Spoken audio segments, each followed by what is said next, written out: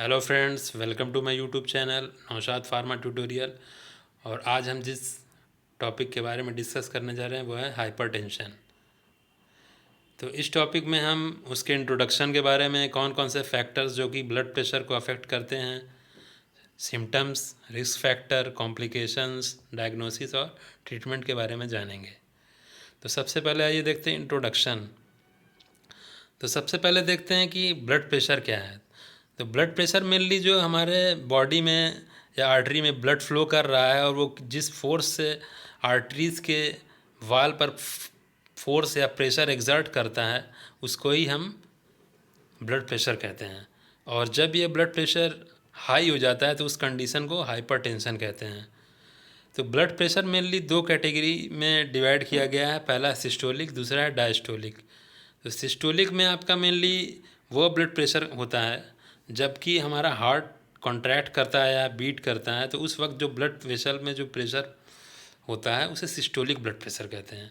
और जब हमारा हार्ट बीट के दौरान बीच में जो रिलैक्स करता है हार्ट, तो उस वक्त जो वेसल में ब्लड वेसल्स में जो प्रेशर होता है उसको हम डायस्टोलिक ब्लड प्रेशर कहते हैं।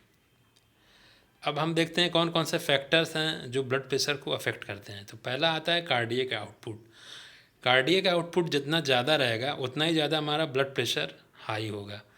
अब कार्डियक आउटपुट माने ये होता है कि हमारा हार्ट कितनी तेज़ी से ब्लड को पंप कर रहा है और कितनी तेज़ी से बीट कर रहा है। तो जितना ज़्यादा पंप करेगा ब्लड, जितना तेज़ी से करेगा, तो उस कंडीशन में कार्डियक आउटपुट बढ़ जाता है, इस वजह से हाई ब्लड प्रेशर होता है। दूसरा है ब्लड वॉल्यूम। जब हमारे बॉडी में ब्लड का वॉल्यूम बहुत ज़्यादा हो जाता है उस कंडीशन में भी ब्लड प्रेशर हाई हो जाता है। तीसरा है रेजिस्टेंस। अगर हमारे आर्टरीज़ में किसी भी तरीके की रुकावट पैदा हो जा रही है और ब्लड फ्लो ठीक तरीके से नहीं हो पा रहा है तो भी में हाई ब्लड प्रेशर होने का खतरा रहता है। चौथा है ब्लड विस्कोसिटी। अगर किसी भी कारणवश ब्लड की विस्कोसिटी अगर बढ़ जाती है, उसमें मेनली अगर देखा जाता है फैट्स या प्रोटीन का डिपोजिशन हो जा रहा है या कोलेस्ट्रॉल का डिपोजिशन हो जा रहा है, तो ब्लड का थिकनेस बढ़ जाता है और उसके वजह से उसकी विस्कोसिटी बढ़ जाती है, जिसकी वजह से ब्लड प्रेशर हाई हो जाता है। फिर इसके सिम्टम्स क्या क्या हैं। तो हेडेक होता है, nose bleed, irregular heart rhythm, vision change, fatigue, nausea, vomiting, confusion, anxiety, chest pain और मसल ट्रेमर। फिर आपके कौन कौन से रिस्क फैक्टर हैं किनको हाई ब्लड प्रेशर या हाइपरटेंशन होने का खतरा ज़्यादा है। तो ऐसे लोग जो कि अनहेल्दी डाइट लेते हैं, ज़्यादा साल्ट का कंजम्पशन करते हैं या ज़्यादा सैचुरेटेड फैट और ट्रांस फैट लेते हैं और फ्रूट और वेजिटेबल का इंटेक कम करते हैं, तो उन्हें ब्लड प्रेशर हाई होने का खतरा ज़्यादा है।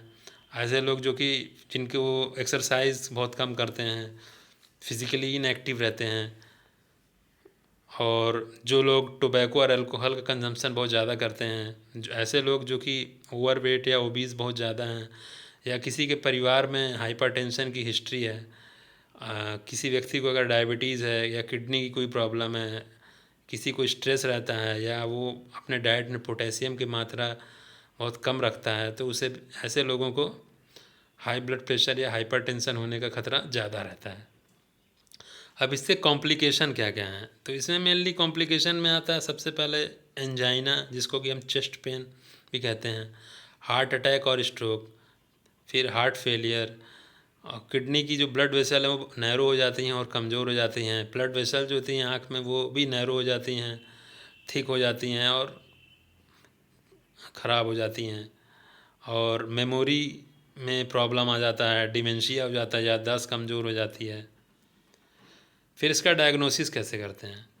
तो अगर हम किसी भी 2 दिन में लगातार अलग अलग दिन हम जब ब्लड प्रेशर नापते हैं, तो अगर सिस्टोलिक ब्लड प्रेशर 140 mmHg से ज़्यादा बता रहा है और डायस्टोलिक ब्लड प्रेशर अगर 90 mmHg से ज़्यादा बता रहा है, तो ऐसे कंडीशन में हाई ब्लड प्रेशर या हाइपरटेंशन होने का चांसेस रहते हैं।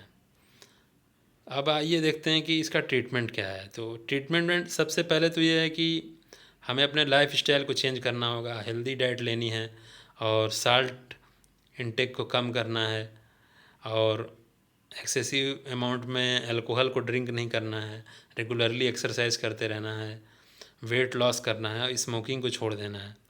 और जो मेडिकेशन बेसिकली जो यूज़ की जाती हैं हाइपरटेंशन को ट्रीट करने के लिए, वो किडनी, ब्लड वेसल और हार्ट पे एक्ट करती हैं।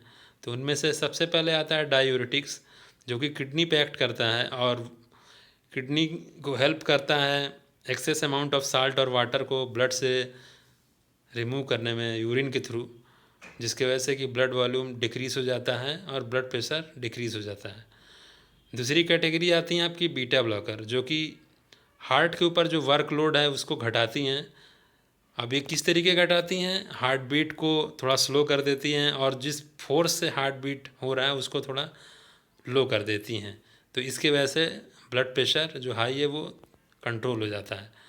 तीसरी कैटेगरी की जो ड्रग्स हैं वो ब्लड वेसल को रिलैक्स करती हैं, यानी कि उनको जो नैरो हो चुकी हैं उनको वाइड कर देती हैं ब्लड वेसल्स को, जिसकी वजह से ब्लड वेसल्स रिलैक्स हो जाती हैं और हमारा ब्लड प्रेशर जो हाई है वो कंट्रोल या नॉर्मल में आ जाता है। तो इसमें बेसिकली एस इनहिबिटर्स आते हैं, angiotensin 2 receptor blocker, calcium channel blocker और डायरेक्ट एक्टिंग वैसोडाइलेटर्स ड्रग्स आती हैं। तो दोस्तों आज के लिए बस इतना ही। होप करता हूँ कि आपको मेरा ये वीडियो अच्छा लगा होगा, और अगर अच्छा लगा हो तो मेरे इस वीडियो को लाइक कीजिए, शेयर कीजिए और मेरे चैनल को सब्सक्राइब कीजिए।